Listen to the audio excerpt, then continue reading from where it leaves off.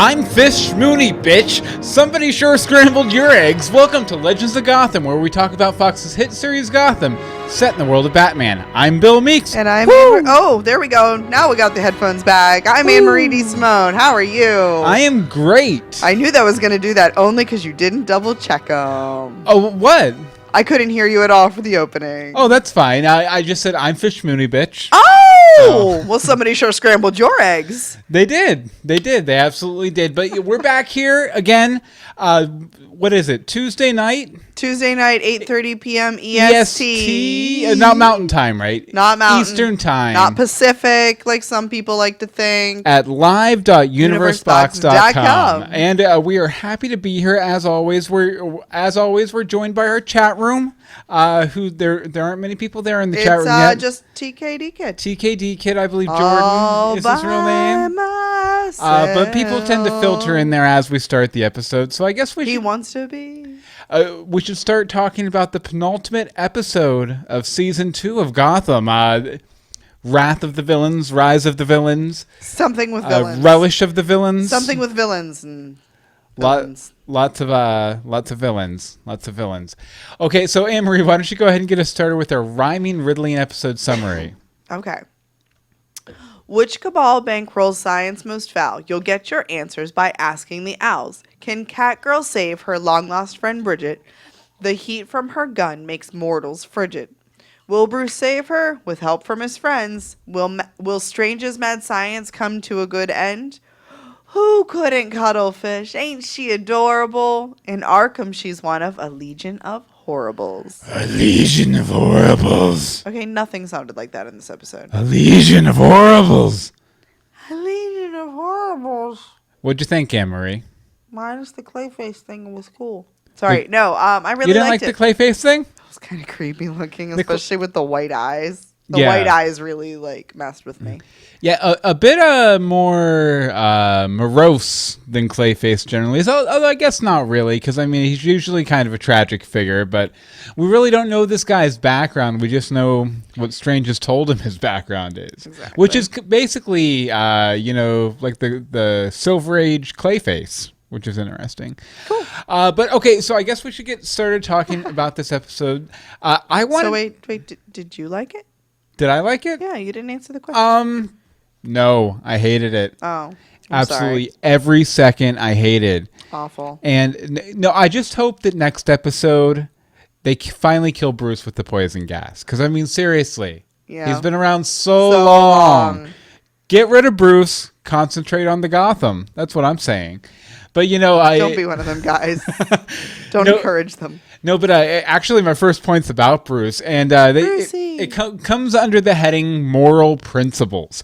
And this whole show is really becoming a deep thematic study on the nature of Batman, and I really love that about it because oftentimes in regular Bat stories, he's so concentrated on the villain of the issue or the overarching thing or protecting Gotham City that you don't really you get hints of it, but you don't really get to dive deep into these different aspects of Batman's psyche. It kind of reminds me almost of Grant Morrison's run on the character back in the 2000s, like back in the aughts, because that whole run, basically, it was a bunch of different interconnected storylines that all examined different parts of Batman's history and his personality and everything. And that's what Gotham reminds me a lot of in what they've been doing lately. So very good stuff. But very good. This whole concept of having moral principles versus being scientifically minded, hard and rigid versus loosey goosey. Sort of thing that Strange brings up. Strange presents Bruce with a choice that speaks to the character's greatest conflict when he becomes an adult. Because, really the easiest thing in the world for Bruce Wayne to do would be to completely abandon his mission as Batman and become the playboy full-time, powerful captain of industry. Friend to all the ladies, adventurer, going to Aspen every weekend for skiing adventures. I don't know. That kind whatever rich people do. That kind of jet setting lifestyle with caviar and, meter maids and all that. No What? lemonade. A meter maid? Cement ponds, pools, swimming. Okay, no, but that would be the easiest thing in the world for Bruce Wayne to do, because that sounds like a pretty cushy, nice life, right? I'm in. But the right thing is very seldom the easy thing to do, and the hard thing is doing the right thing. Right. And a lot of times, because I think Bruce, his commitment to other people, to keeping them safe, like his parents weren't kept safe, drives him to put himself at risk in the name of justice. Just kind of like a good old dad, old Thomas Wayne, which we learn even more about in this episode. That it was definitely a situation where Thomas was presented with, he was putting his life, his family at risk to do what he was doing. And he did it anyway. Mm-hmm. I also thought it was great that Bruce was able to admit that he'd rather have a father that stood for something than a father who was, still living. Yeah, that's pretty impressive. He'd rather his father have stood for something and lost than to have stood for nothing and lived, which I thought was really cool. Of course. And a very mature realization for someone as young as Bruce. How old is his character supposed to be right now? I think he's supposed to be 15, maybe. Okay, I can start to see some of the mature, because he does seem to have matured excessively in the past, really couple episodes even. Mm-hmm. But he's bringing that maturity to his speech and all of the statements and everything, and making that choice to be alone with Strange. I don't want to be alone with Strange. I'm technically an adult, but I don't feel like I would be able to hold my own there. Yeah, and at certain points he felt a little intimidating too. If me as a grown man, if this kid had been rolling up on me like that, I would have been a little scared, just a little bit. Yeah. I also just wanted to note that even though he approved and was involved in the killing of Thomas Wayne, I thought you could really tell that Strange cared a lot about Thomas and sees a lot of Thomas in Bruce. Yeah. I could imagine a similar scene set between Thomas and Hugo, and Hugo kind of alludes to it in this episode. Right before the alleyway happened, Thomas, you have to stop pressing this issue or you're gonna die and your son's gonna be all alone and all that kind of stuff. I could totally see that sort of scene happening before the Wayne murder. But wouldn't it have just been easier to take out Bruce too? Maybe, but he was there. Yeah, but maybe the Court of Owls has other plans for Bruce. I'm sure they do. Which we'll be talking much more about those hoo-hoos later. Hoo-hoo! Okay, you wanted to talk a little bit about Bruce and Strange too, right? Bruce and Strange, yes. Okay. First of all, their conversation was completely awkward because they both knew what the other one's been up to, but put on airs that they didn't until the very end of it. Mm-hmm. I thought it was a little funny / awkward. Because it's just you both know what's going on. So there's that. Mm-hmm. I think Strange completely gets inside Bruce's head by saying that Thomas Wayne got himself killed because of his certainty and moral principles. He didn't know when to back away or he wouldn't back away. Mm-hmm. But Bruce really does get inside Strange's head too because he's so much like his father, a man that Strange was once close friends with. Even when Strange is watching him on the TVs, he's Peabody's like, what's going on? He's like, he reminds me so much of Thomas, and there were good times there. They were friends. Really, who's that lady? Sorry, spoiler. He makes remember the good times before their paths diverged because of science. So yes, They had a similar effect on one another, and I think that it's going to be to Bruce's advantage because he got just enough, I think, in Strange's head to make him stutter. Yeah. Make him stutter on his evacuation of the facility. I will definitely say though, and just because I thought it was so interesting, it was just that I don't think that. Bruce and his bold plan had Strange fooled for a second. I don't think there was anything they were doing that, Strange and Peabody weren't completely 150% aware of. Come to think of it, one of the reason I'm sure they knew that Jim was there. Yeah. If you remember back several episodes ago, When Penguin was still interred at Arkham Asylum. Oh, many episodes then. Bruce and Penguin have sort of a confrontation in the courtyard. And there's cameras out in that courtyard. So when Lucius opened up the trunk to be like, hey, Jim, come out in a minute. And Jim hopped out in a minute. No, Strange saw the whole thing. Why didn't they even think about that? I don't know. They're all smart. They're exceptionally smart. Nobody knows what Lucius actually said except radiation. Although I will definitely say maybe drawing a big arrow pointing downward was not the best sign to chalk on the wall, Lucius. Okay, so he is sorry. He's science smart. He is definitely not life smart. Snappy dresser though, that Lucius Fox. Wynn in the chat room says Bruce's plan equals less than impressive. Yeah. Definitely. I mean, it was good in theory. Bad in execution, I guess. Yeah, I don't know how they really thought they'd get away with it. Well, honestly, the way it went down is very similar to the way Kat said it would go down last episode when she was like, "No, let me go in there. I'll get it done for you, because if you go in there, they're going to see if they can do something with you, and if not, they're going to kill you." And that's exactly what happened, or that's where they're heading with it for sure. And part of that whole situation and the imminent threat to Bruce Wayne's life, as well as Lucius Fox, Jim Gordon, and the rest, is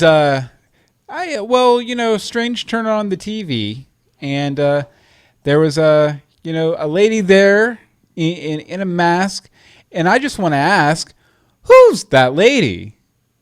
I mean, who is that lady? Because do it again. Who's that lady? Well, obviously, this is something, finally it's happened. We've been saying that they were coming since around the episode Lovecraft in season 1. And by we mean Bill has been saying they're coming, because I'm just like, yay, owls! I've been calling it, and then several weeks after that, the creators confirmed they were planning on doing it. Right. And now they're finally here, the Court of Owls. Yes. Now, if you don't remember, because I did sort of a primer on the Court of Owls, and we'll have a link to the big whole DC Wikipedia entry in the show notes at legendsofgotham.com. Oh, yeah. But the Court of Owls is an ancient conspiracy that has controlled Gotham City for centuries. They are a violent cabal who use architecture and murder to wield political influence throughout history. Their legend is told only through whispers and a nursery rhyme that bears their name. To carry out their interests, they employ a breed of highly trained assassins known as Talons. The leaders of the organization appear to be human and wear owl masks on their faces. Woohoo! Kind of like this lady, right? Who's that lady? She is the parents do that all night. Spokesman or spokeswoman of the Court of Owls. Now, it's kind of just glanced over here. There's just a very brief scene with them. We do finally find out that Strange is working for somebody other than himself. He's not the I really thought he was top on his of own. the pyramid structure at Wayne Enterprises. Yeah. But the big piece of information we find out is the reason the Court of Owls is involved, is because they want immortality. They're after immortality, which is why Strange has been working on this. It's not just his mad scientist stuff. I mean, all the other, the monstrosity kind of stuff is all mad science stuff, but the immortality he's doing for the Court of Owls. So his job is really just to bring them back. He keeps adding these powers and things just for fun. Mm-hmm. Oh, yeah. Because that's going against his mission. Yeah, pimp my zombie kind of thing, where he's like, I'm bringing these people back to life. Pimp my zombie. I might as well, like Pimp My Ride. Oh, I got it. I might as well put an Xbox in their back, or I used to love that show. Yeah, definitely. But if I had to guess why the Court of Owls want immortality, I'd have to imagine it's to revive the Talons. Because the Talons basically, and I mentioned them a little before, they're these sort of undead fighter slaves that do the bidding of the Court of Owls.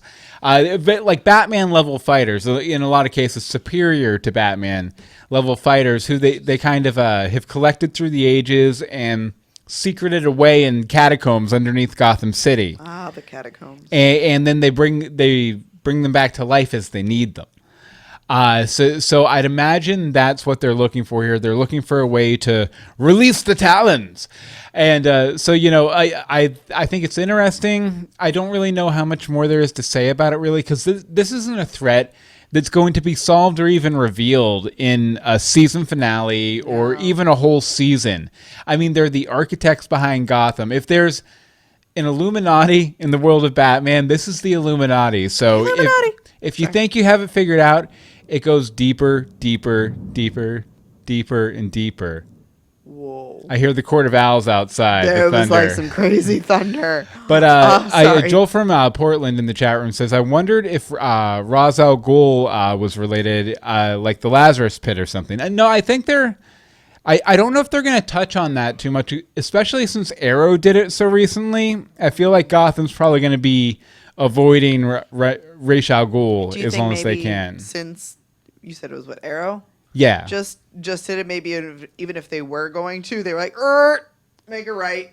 Yeah, because they're different universes. Yeah, in Gotham, if nothing else, they've been trying to do things that people don't expect, for sure. And they usually succeed. Plus, Ra's al Ghul was so pivotal to the whole Batman Begins movie that I don't know if they would hit him that hard just because he was so important to Batman's story in there that it might draw comparisons that they don't want to. And again, they're trying to stay off the beaten path, I think, a lot of the time.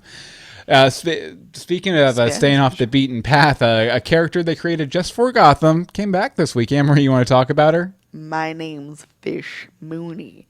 Bitch. You ruined my bitch every time. No, it was a harmony. Is that what that was? 1, 2, 3. Bitch. There we go. That was good. Jada made it okay. All right. We need to rehearse more, though. I need to not have whatever. My throat's cranky. Speaking of. Fish Mooney DNA spliced with cuttlefish for its brain regenerative properties. Very interesting. Mm-hmm. I see the rationale of splicing them with animals like this for this reason. Mm-hmm. But how does splicing a human with a fish work? Like, what exactly does this splicing look like? Because it's not like they're cloning with an addition or a modification. Here, she has been in a thing for a year. I'll use another animal to make it a little easier to understand. Oh, okay. Okay, imagine, they had a dude and they spliced him with the DNA of a chameleon, but only the part of the chameleon's DNA that allows him to blend into his surroundings. You mean the part that goes, come a chameleon? Yes, and then he could stand up against the wall, or he could stand right in front of Boy George, and you wouldn't see him because he would look like Boy George. Yeah. One interesting thing about the cuttlefish I just wanted to mention, B.D. Wong, what I knew him from before, Mr. Robot and then Gotham, was being in Jurassic Park and Jurassic World. Uh-huh. And in He was in Jurassic Park? Yeah. He was in the original Jurassic Park. He reprises the character in Jurassic World.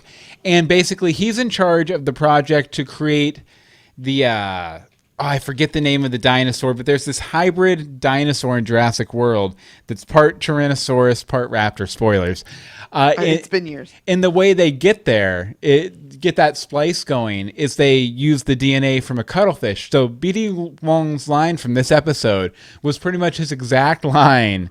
Like, the cuttlefish has many brain regenerative properties and all that stuff. I believe it was the exact line from Jurassic World. It has been since last summer since I saw the movie. Lego Jurassic World, Kingdom Hearts, Mulan, Oz, scrolling. What year was that movie? Like 92? Jurassic Park. Jurassic Park, Henry Wu. Yeah, Dr. Wu. Very important character, especially in Jurassic World. Very interesting. I don't remember him from the movie. It bothers me because I've seen it. Anyway, unrelated. I have a feeling that's why they use the cuttlefish. Okay, I can see that. Okay, so that sort of takes away my "shouldn't she develop gills" line. Although it seemed almost like she had them on her arms a little bit. No, that was just her magic. What? Magic. But where did she get the magic? Is the cuttlefish magic? Well, I'd assume I don't know. Well, when you add radiation to magic and whatever made her go like a crazy person. Yeah, I think they did mention maybe the river water had something to do with it too. No, he was just trying to. He didn't know. He didn't know. Yeah, he definitely didn't know, but he said, that could have been it. Maybe it was the river water. Maybe it was the time of day. Maybe it was all the electricity. Maybe it was this. Maybe it was that. He was very much at a loss, but that was brought up as a possibility. But it wasn't as a possibility for the magic. Strange doesn't know she has magic. Yeah, well, it's not really magic. It's more of a metahuman power, but... What? Nah. But he was saying that about her actually coming back with her memories. Mm-hmm. So he doesn't know why that happened. So what was his reason for using the cuttlefish? Because he's enjoying... Because it was Jurassic Park. He's enjoying playing around, yeah. Okay. I love that her sassy attitude as she wakes up and refuses to answer any of his questions, so he thinks she's just confused. She's like, no, she's just taking everything in until she figures out her next move. Until he tries to give her an identity. No. Her powers.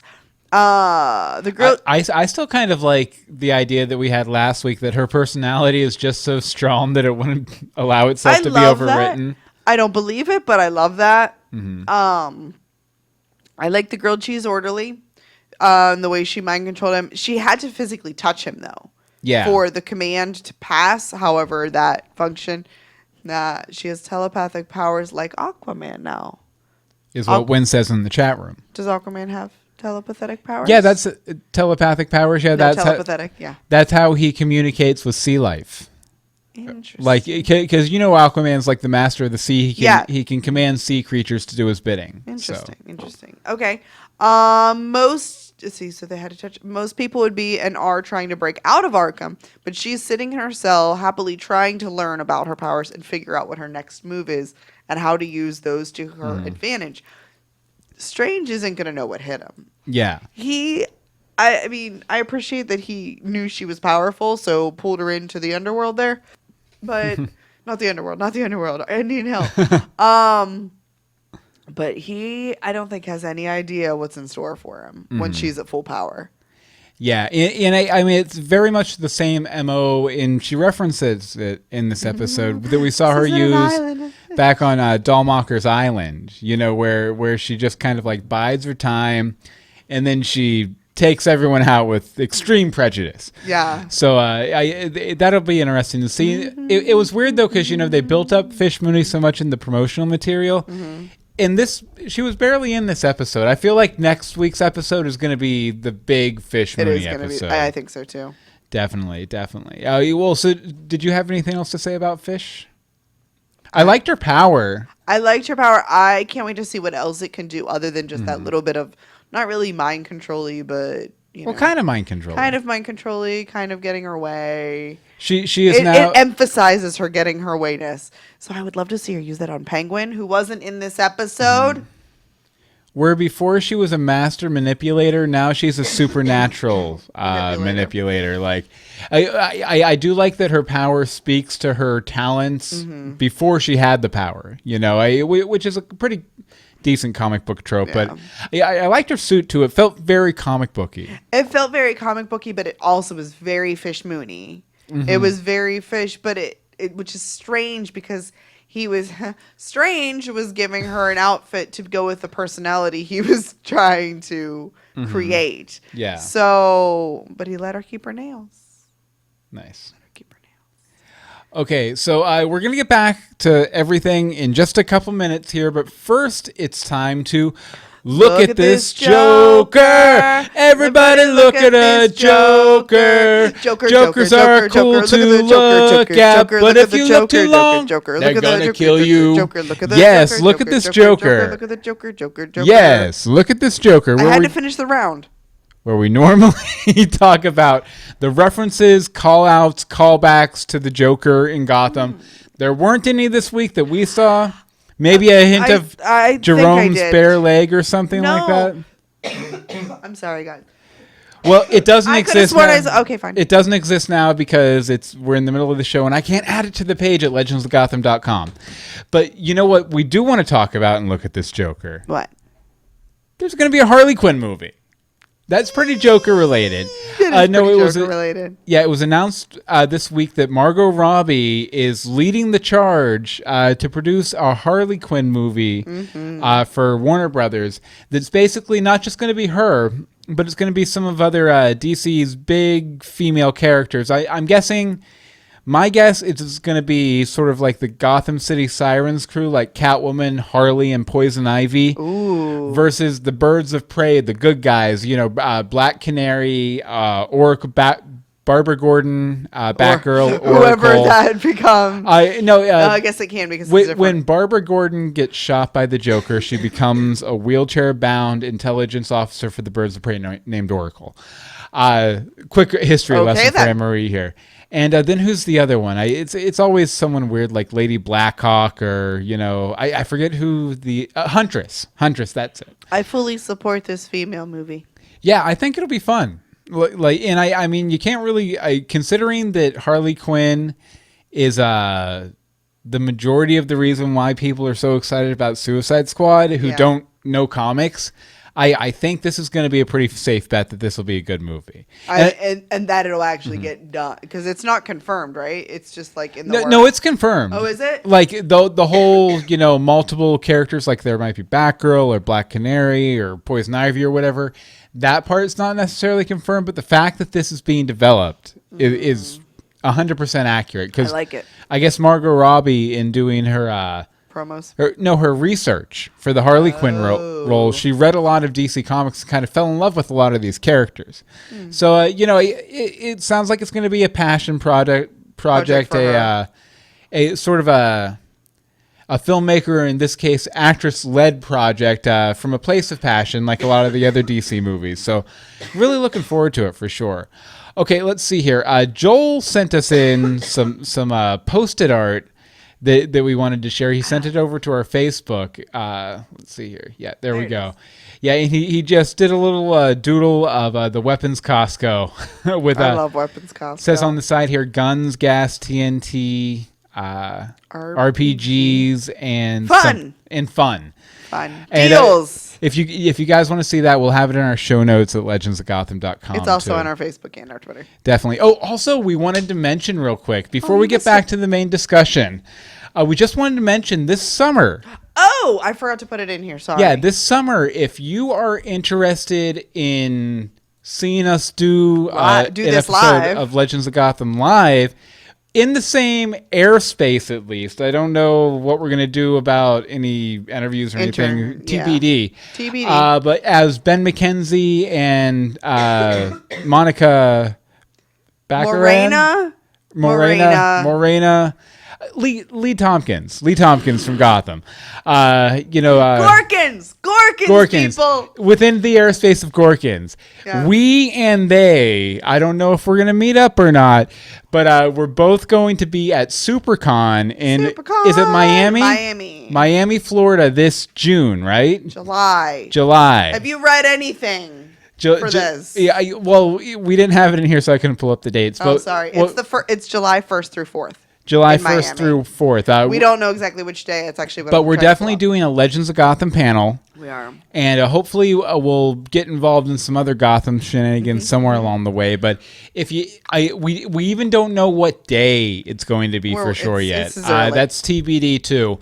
But if you want to, if you're in the Florida area or around Florida or want to come to a big old convention in Florida. Just come to Florida. Yeah, we are going to be there. We're going to be doing a live panel. We'd love to see you there. Yep. So just keep it on your radar and definitely follow us at Legends of Gotham and follow the facebook.com/Legends of Gotham to stay abreast of announcements when it comes to that. We'll probably put out a podcast episode too. I'm sure we will. To make the announcement. Okay, so I guess we should get back to the discussion, which is my point, and I forgot to put one in. That you didn't put in, so we can just skip it and go straight to mine. Okay, that's fine. We never really do that. Yeah. So, not only is Hugo Strange bringing people back from the dead, he is bringing them back at a rapid pace. Ms. Peabody points out that he has brought back 7 people in 12 hours, which includes Clayface, with an 8th being Fish. Okay, he's really sped up this reanimation process since Victor Fries and Azrael. Yes. Because they each took like 12 plus hours themselves, if I recall correctly. Well, like he says in this episode, science takes time, but it takes less time the more you do it. So right, but I'm just saying, it just seems like a very quick jump to go from 12 plus hours to being able to do 7 in 12 hours. Who else do we have to be moved to the facility? Because we've seen what one can only assume is the crocodile guy. Yeah. Was it? I don't know. Killer Croc. Killer Croc. I was like, I can't. Yeah. It's not coming to me. So we've seen Killer Croc and Clayface in the past couple hours. I wonder if Firefly is included in that 12 hours. If so, that gives us 3 of the 7. Mm-hmm. That's a lot still to come. Well, we did see in that room when they were Hugo, Strange, and Peabody were discussing various things that there were probably a half dozen people in the tubes around there. So there were still, well, yeah, but those are the ones that weren't done yet. They were having that discussion after she said, like that was the discussion where they were having the discussion that they'd already brought back 7. Yeah. And that's how they decided, or he decided to do Fish next. Mm-hmm. So I don't know who else has already been brought in. Because, yeah. Let's see. So far, all of the reanimates have shown at least some sign of being able to recall their memories of a past life, which is what the Court of Owls wants. But Strange only knows that Fish and Azrael have. Why was Azrael considered a failure when he clearly did have memories? Mm-hmm. He went wrong by unleashing him on Gotham instead of like maturing that. Well, see, Strange never knew that he had more than an inkling of who he was before, because he never came back after the whole scene with Tabitha, right, and Tabitha reminded him of it because he went rogue. Remember? I vividly. I do think, though, that being able to pull up that specific history of the Order of the Dumas had to play on some sort of, it obviously was a memory. It was like his childhood and teenage years when he had to learn it front to back to front type of stuff. Learn it, live it, love it. But in that sense, it was. I feel like Strange looked at it as more of a muscle memory than actual memory. Yeah, than an actual memory. Okay, that's fair on that one. But all of them have shown signs. Like Victor Fries, he straight up said, "I should be dead." So obviously he knows who he is. Mm-hmm. But he said that to Strange. He said, "I should be dead." Yeah. So there's that. And he's the only one they didn't really have to give a personality to. So that's all a little fuzzy. Is he already... Well, it might be because he was frozen and they used his work to bring him back. So it's possible that maybe some, the elements of him being frozen and the fact that he came up with the process to revive people from being frozen, that probably made it sort of an ideal scenario where maybe it made it a lot easier to do. I mean, I'm sure, if the Court of Owls is trying to get this technology to bring back towns or whatever, it's obviously they weren't necessarily put down under ideal conditions. Right. I was just stating, it just seemed a little odd. But, we know that Firefly, while she may not have all of her memories, she is able to bring them back. Mm-hmm. So they are able to bring them back. We don't really know about Mr. Clayface creepy dude yet. Yeah. Basil. But who else have we had? TKD Kid in the chat room says, "How did Hugo get a hold of Basil? The rest of the inmates died. We saw them ourselves. Carlo just showed up randomly. Did I miss something?" No, I think, as Bobby's saying in the chat room, I don't think it's actually Basil Carlo, or if it is, it's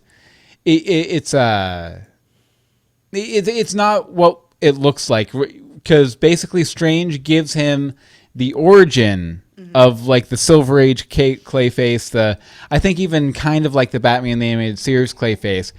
But he's not that dude. He's some random prisoner or something they had frozen there, wakes up, doesn't know who he is like all the others. Interesting. And they're like, "You were an actor.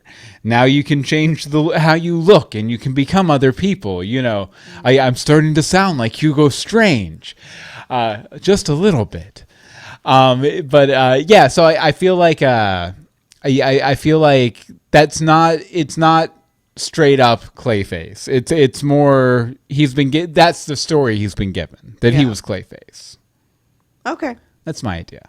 Ba-dum-bum. And I'm sticking to it. Okay, bonus point because I forgot to put one in the doc earlier. Okay. I thought it was interesting how much of this episode was built up around the fact that Bruce felt responsible for the people helping him, because that's another very big theme in Batman's life, with all of the Bat family who helps him, like Robin and Nightwing and Batgirl and all the rest.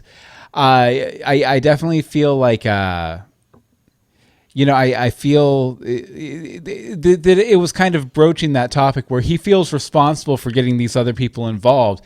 And I really liked what Lucius said to him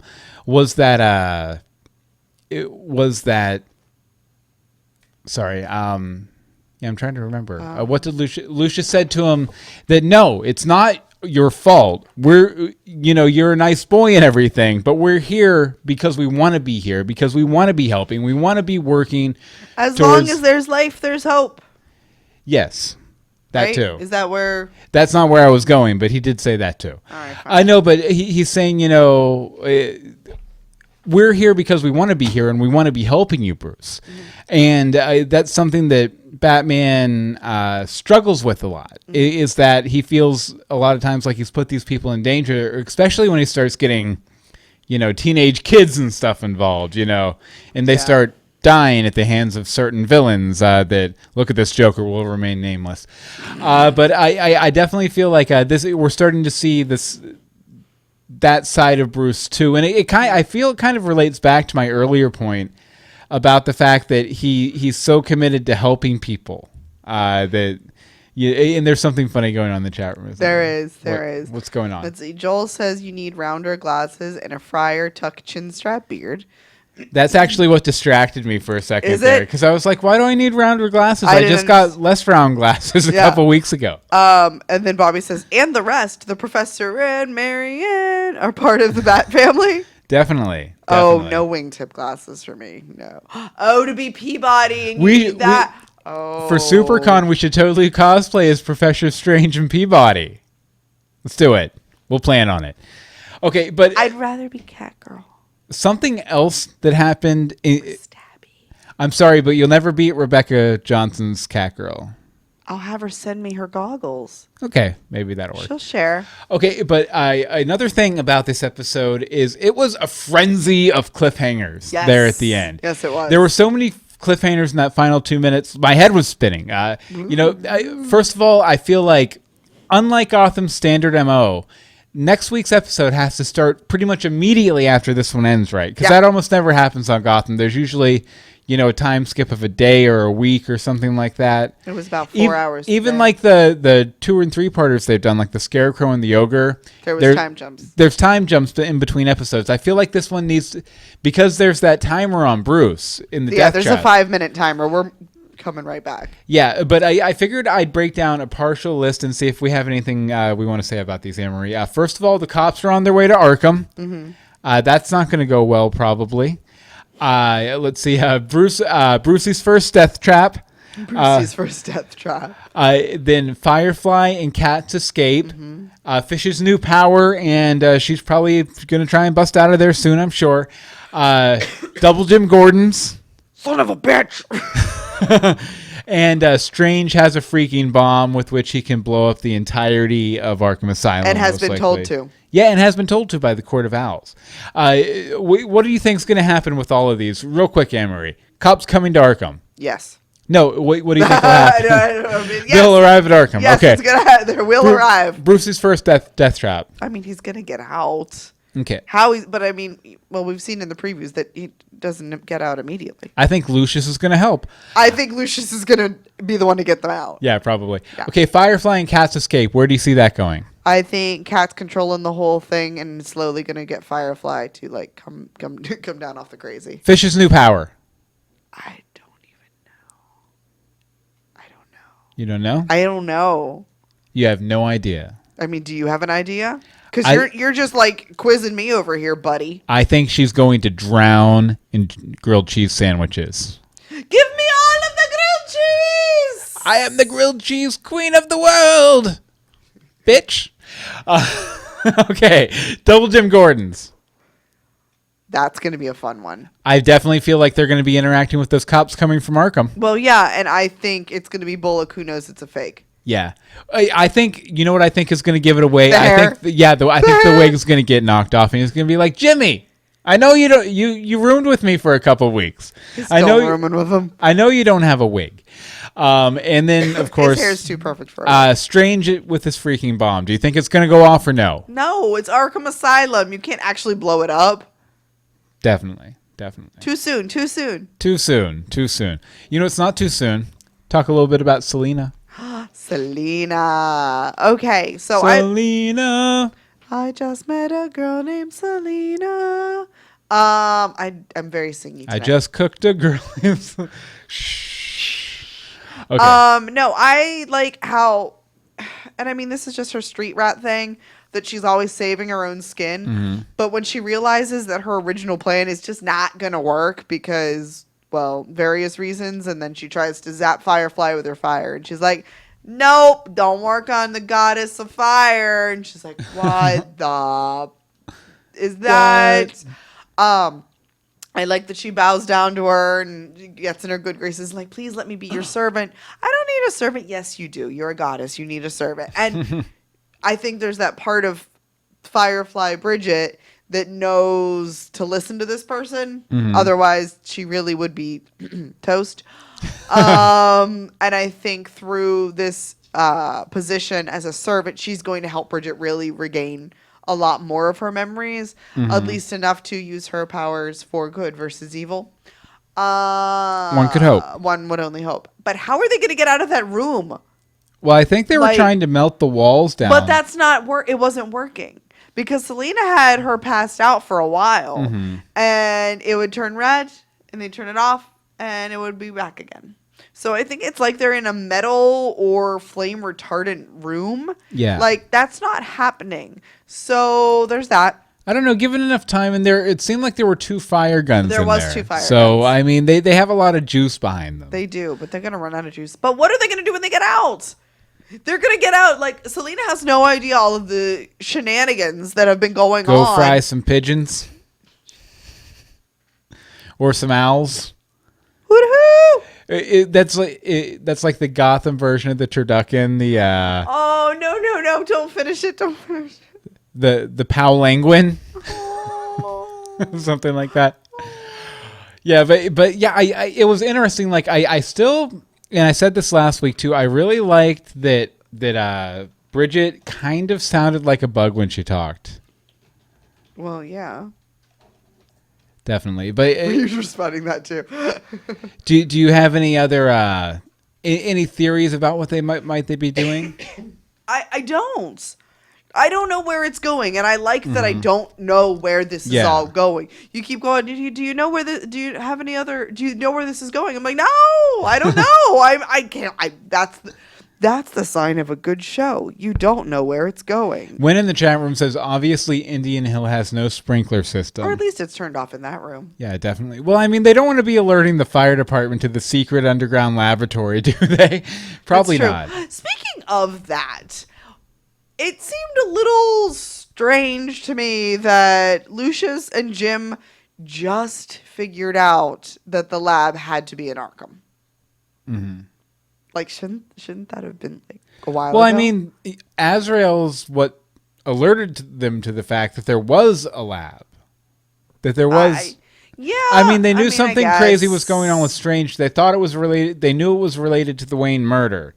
They didn't realize he was building monsters in the basement. That's true. Okay, but speaking of his monsters in the basement, I noticed some parallels between Firefly and Azrael that I just wanted to mention real quick. Share with the group. Okay, both of them totally believed in the story Strange gave them. They were fully committed to the part.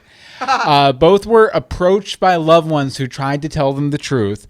Both remembered their old lives, but merged those memories with the new personalities and turned on the loved one who was trying to save them. Mm-hmm. And I thought, at least, luckily Selena was better than Tabby at talking her way out of it. That's true. I feel like they're going to bust out and help take Strange down. Yeah, that's going to happen.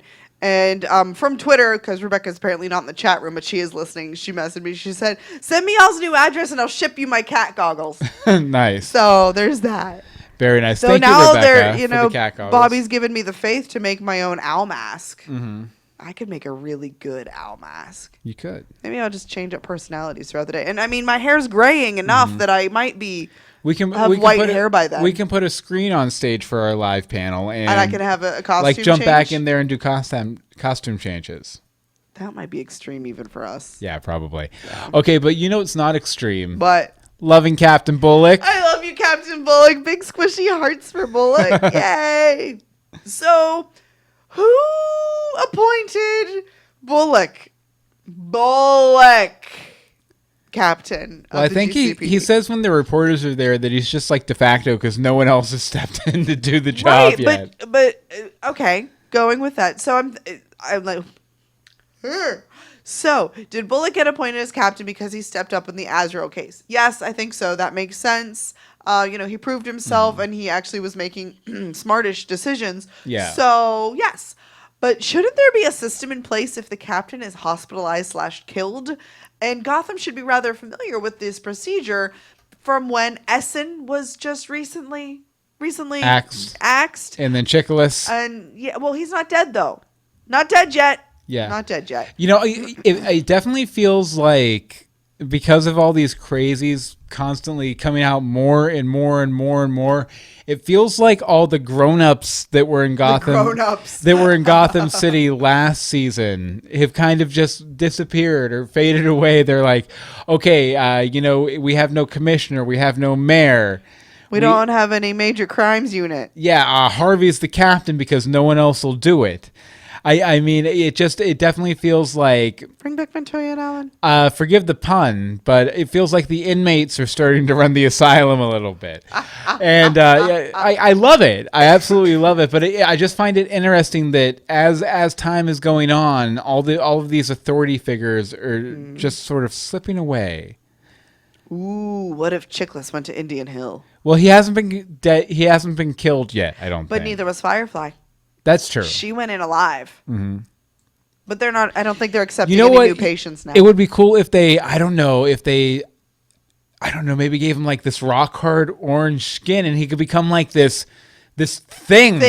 This ever-loving blue-eyed thing. Was he blue-eyed? Oh, wait a second. That's Marvel. Oh, wait a second. Michael Chiklis played him in the original Fantastic Four movie. Oh, sorry about that. Been there, done that. Yeah. Anyway, Bullock is doing a most excellent job at being captain. Definitely. I like how he's not where other captains have been like, I want to do justice, but there's all these powerful people and there's all these rules and this, that, and the other. He's My hands are tied. He's like, no, I'm just going to recruit every armed person on the Gotham police force to go save my friend and the rich kid. Yeah. Well, I really enjoyed that. I also like how they didn't point a finger at Penguin because he kind of helped them out. So they were like, we'll give him a pass on this one. Okay, no, that's not even necessarily why. You want to know why? Because Penguin and Butch rolled up there with a bazooka and blasted Azrael. He is meat dust, as the man says. My favorite was, who killed Theo Gallivan? Which time? Yeah. Yeah. It was a great statement. I want all news briefs to sound like Harvey Bullock. I feel like either he's going to be out of the job very quickly or he's going to be there forever. Why hasn't Jim gone back to the police department? Because he hasn't solved the Wayne murders. Oh, he wasn't going back until he did that? Yes. Okay, that's fair. Okay, time for the arbitrary scale. Yes. Out of 17 grilled cheese sandwiches, bitch, how many grilled cheese sandwiches, bitch, do you give this episode, Anne-Marie? And you guys can feel free to answer in the chat room, too. 15 and an extra slice of cheese. Bitch. Bitch. Why? Because this was, most excellent. I thoroughly enjoyed this episode. I don't know. There's always room for improvement. Next week, I feel, is going to be rather explosive and craziness. I think, the inmates are going to get out of the asylum. So I sense next week being the blow up. Yeah. And it'll probably be 17 grilled cheese sandwiches out of 17. That won't be the scale next week. But I'm telling you now, it will be. So, okay, as for me, you know what? I'm gonna give it a perfect 17 grilled cheese sandwiches, bitch. Because I just thought it was a really good episode. There was so much going on, so much set up for next week. I mean, I could take away a grilled cheese sandwich, bitch, or two, depending on how next week's episode goes. But I'm feeling pretty good about it. I think everything was well served. Lover or hater, Fish Mooney was Fish Mooney. I really liked what they did with Clayface. I really liked the effect. Sort of the way of the guy. I love the scene between Bruce and Hugo. And 17 grilled cheese sandwiches, bitch. So Jordan gives it 16, bitch. Joel gives it 15, but totally buying Ed, which we didn't even mention being allowed to help Strange. 14, Bobby, 14 sandwiches, bitch. And Win, 13 grilled cheese sandwiches, bitch. But I dozed off twice during Bruce's scenes. When... Although she does use the acronym GCSB. She did say GCSB. GCSB. Which I appreciate. GCSB. GCSB. Yes, grilled cheese sandwiches, bitch. And, I will mention next week's the finale. Yes. We want to hear what you think. legendsofgotham@gmail.com, 424-274-2352 to leave a voicemail number. And you can also get all that info at legendsofgotham.com by clicking on Contact Us. But now, time for the news. News. First up, the ratings. Gotham got a 1.3 and rose a 10th for Fox over last week. So... we're on the way up as we build to the season finale. Good job, Very 50. excited about that. And next week's episode, what is next week's episode called? Next week's episode is called Transference. Transference. I wonder who will transfer to who. Will power transfer? Will people transfer? People transfer? I don't know, but we should watch this preview clip Let's and find out. All right, let's see here. So what's going to happen here? If it would play. The Gotham season finale. Yeah, more Hugo, more Jim, more Court of Owls lady. Which Jim it is, we don't know. Fish Mooney. Somebody's getting stabbed in the neck. With it, yeah, Bruce gets liquid rain down on him. Ed's laughing. Ed is happy Ed. Butch with a machine gun. Mr. Freeze. Flying bus. Firefly was Strange maybe, or maybe that was just a clever edit. Lots of stuff going down. I'm going to go with a clever edit. A clever edit, maybe. Yeah. It's very possible. Yes. But lots and lots of stuff going down. And you know what else is going down? What? And I guess the Gotham TV writers are already hard at work on this. Ooh. Gotham Season 3. And at the upfronts this week, Fox announced when Gotham will be airing. When will Gotham Day be next season? Hashtag Gotham Monday. Hashtag Gotham Monday yet again. Keep it going. It's going to keep rocking and rolling at the 8 p.m. time slot on Monday night. I think it's TBD when Supergirl is going to... Because Supergirl moved to the CW. So I would imagine that probably means she's going to be switching nights, because I think My Crazy Ex-Girlfriend, which is a big CW show, already airs Mondays 8 o'clock. So I have a feeling, Gotham... I don't think they'll keep it in the same slot. Yeah, I have a feeling Gotham's numbers might bump up a little bit, because if people are choosing between Gotham and Supergirl, or have to choose between Gotham and Supergirl, they're not going to have to make that choice anymore. I'm guessing. We'll see how it shakes out. But as always, you can definitely... check out those links in our show notes at legendsofgotham.com. Also, Bobby, since we didn't have time to edit his voicemail, so we're probably not going to get a chance to play it tonight. That's because his voicemail came in at 8:27 or something. Yeah. So it's okay. He got clotheslined by clothesline. Yeah, but he did send in that toothy guy that was with Ed in the jail cell, Cornelius Stirk. Stirk, like Scarecrow, uses fear to get his victims. Stirk has the ability to make other people see him as someone else, allowing him to get close to his victims. We didn't see a lot of evidence of this. We just saw a lot of teeth. And he seemed very cannibal-like in this week's episode. But Cornelius Stirk, unless someone else has some other ideas. I think they said his name. Did they say it? Okay, so this is the character then. And I guess this character, or this picture, looks a bit more like him. The one from I'm not sure what comics that from, but it looks like the 80s or 90s or something. But thanks, Bobby, for sending that in. Like I said earlier, you should definitely be sending something in next week. That means you win. And a lot of other people, anyone who wants to discuss the big blow-up finale of Gotham next week, which we will be discussing here next Tuesday night, 8:30 p.m. EST. We want you to send in your thoughts, legendsofgotham@gmail.com. Tweet us at Legends of Gotham. Facebook is facebook.com/Legends of Gotham. And the voicemail number is 424-274-2352.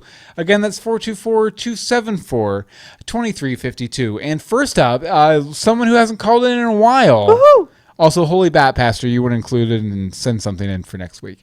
Rebecca Johnson sent something in. So take it away, Rebecca. What's up, Legends of Gotham? What's up? And I know it's been a long time since I've called in. I have some Supergirl stuff I had to take care of.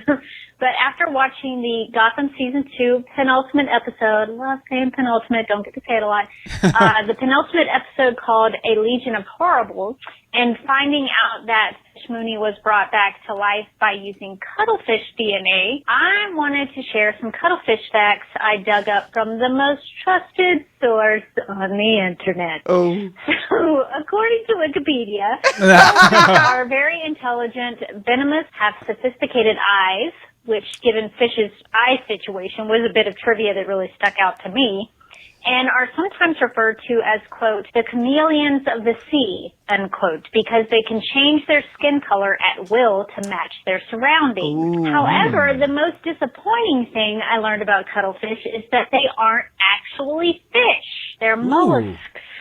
So I guess we can't nickname Fish Mooney the fastest fish alive now that she's been struck by lightning and given superpowers. Oh, well, we tried. Well, anyway, I got a kick out of Fish Mooney's return, and I can't wait to hear your thoughts. That's interesting because Fish Mooney isn't an actual fish either. No, she isn't. Definitely. It's venomous. What is? The cuttlefish. The cuttlefish? Because now I'm on Wikipedia looking up cuttlefish, people. Nice. What have you done to me? Keep looking. We're going to play Carlos's voicemail. Go ahead, Carlos. Hey, guys. It's the guy that keeps forgetting to give you his name.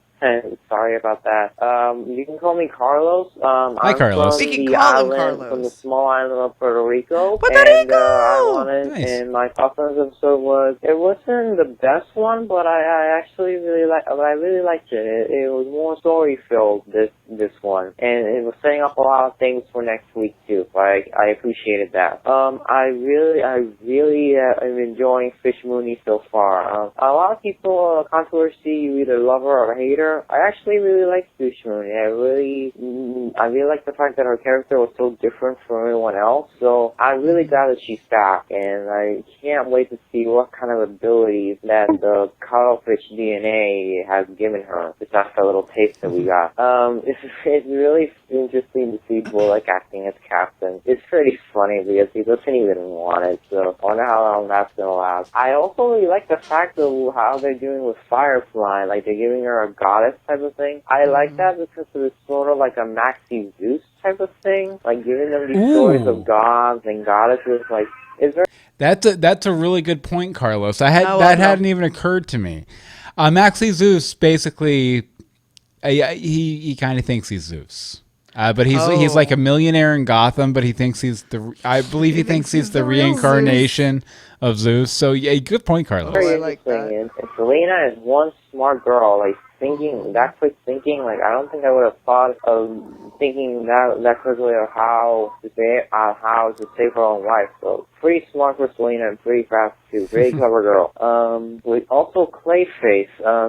It's a very interesting turn on what they're doing with him. I wonder if later on he'll be able to morph into different people on his own and not rely on that weird machinery that he has. That would be good. Also, I wonder how Bruce and Lucius are going to get out of that little situation with Edward. But knowing Edward, I'm sure he'll give them some kind of clue as to what they need to do, because that's how he is. He can't help himself. And also, the part with the Ivy cameo, that felt a little out of place. I think they just put that in there to make us remember to go around. I really hope they give her a much more bigger story in season 3 because she literally only has like 10 minutes of screen time throughout this entire season. So I really hope they give her more. And oh my god, and the Court of Owls, of course. Oh my god, I can't wait to see what they do with that. I'm really hyped for it. And next week, season finale, guys. Oh my god. It's from the looks of the promo, it's gonna be, I hope it's gonna be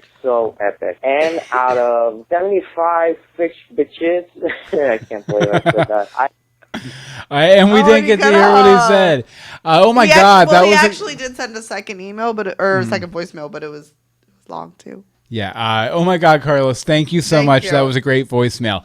Also, Bobby in the chat room brings up another really good point. Also, like King Tut from the Batman series, who thought he was King Tut.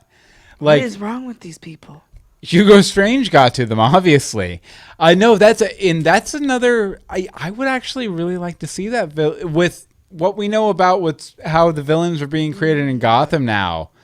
I'd like to see King Tut more and more. What animal would you have to splice a human with to get King Tut? A cat. No. Griffin. No. Gryffindor! A badger.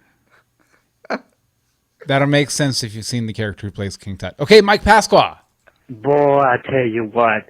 I like what they're doing with Gotham. This is Mike Pasqua again. I like what... Shoot. Let's start all over again. Oh, sorry, Mike. I guess that was a failed voicemail from Mike Pasqua. Failed voicemail. Okay, the next one I have is from Mikey P. Who's Mikey P? I don't know. Well, Bill, this is Mike Pasqua. The last one was sort of a screw up on my part. Whoops. Okay. I like what they're doing. You know, he's getting more and more evil, and I'm talking about our boy, the so-called good doctor there at Arkham. He's trying to mess with our favorite detective's mind, and he's going to try and pass off somebody as basically a clone of our favorite detective, Mr. Gordon there. I like it. I like the fact that when he's getting, you know, our favorite second detective is now the acting commissioner. He's showing some good gumption, you know, good show of power on his part.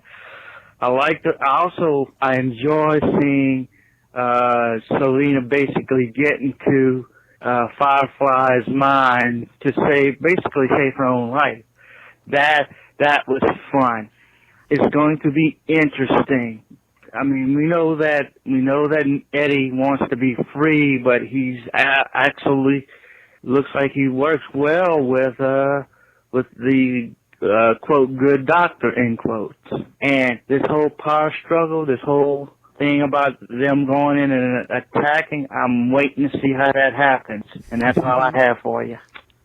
Thank you very much, Thank you very much, sir. Okay, next up we have a YouTube comment from Jason Redux. Jason says, "Yippee, I've got mentioned again. Yippee! Thanks a bunch, guys. I didn't know you guys were married. I appreciate what you guys are doing and keep up the great work. And yeah, this week's episode was explosive." That was we got another reaction to our revelation. We got a couple of them. Okay, this one is from Christian Gray. Mm-hmm. Well, Bill, you've been calling Court of Owls since the beginning of this season. Actually, since season 1. Yeah. Unbelievable prediction. Did you have spoilers? I don't remember how you knew the Court of Owls would make an appearance, but awesome guess. So is Clayface basically going to be a mole for Hugo / the Court of Owls while they attempt to kill Jim? I think he's going to be the one who misdirects the police away so they can... Look over here, look over here, look over here. So who killed Thomas and Martha Wayne? I'm assuming it was the Court of Owls that ordered Strange to do it after they found out Bruce's father wouldn't go along with the Court of Owls mission. Initially, I suspected that Hugo was not friends with Bruce's father, but it looks like their friendship was genuine. Also, if the court's mission was to reanimate characters back to their original state, why was Hugo creating the Azrael story?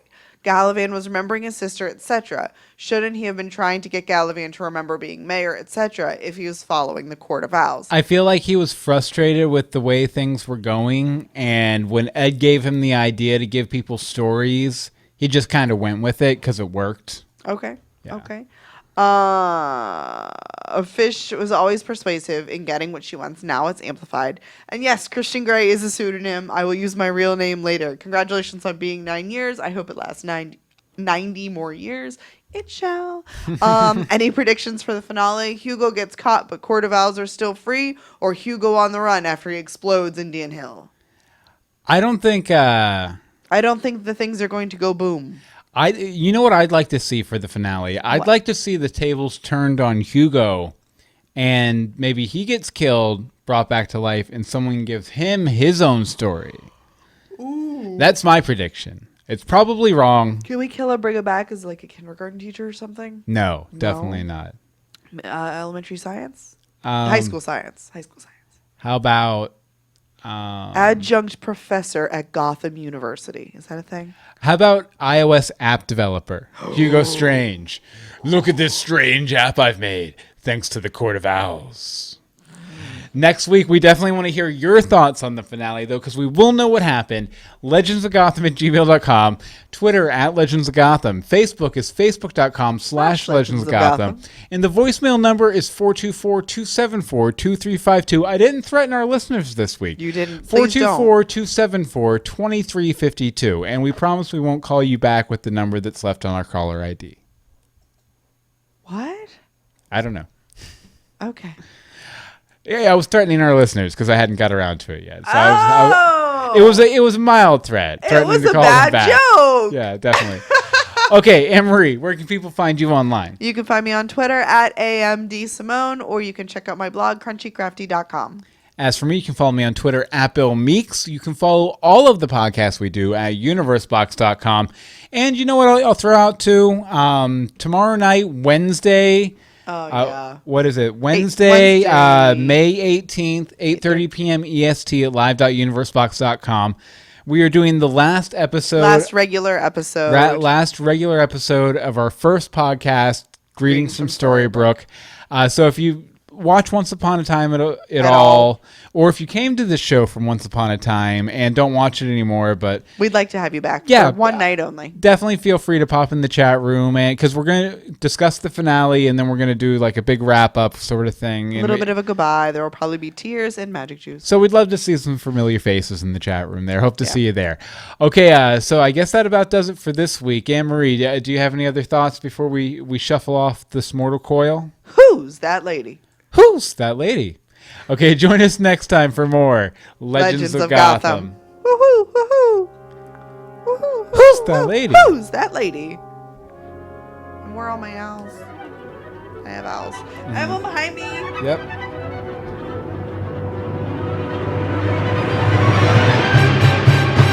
Cuddlefish. Hoo hoo hoo. I need a grilled cheese, bitch.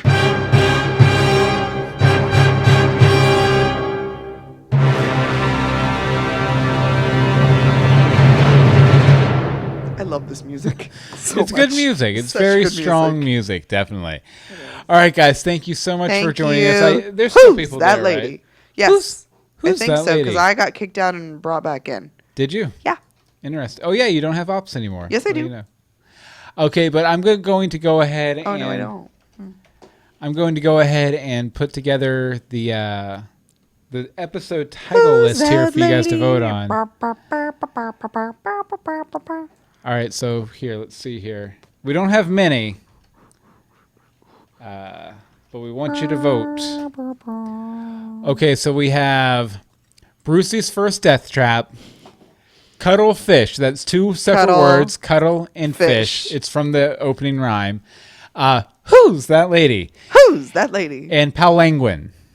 Palanguin? Yeah, like turducken, but Palanguin. I'll adjust the spelling in post, but... Okay, votes.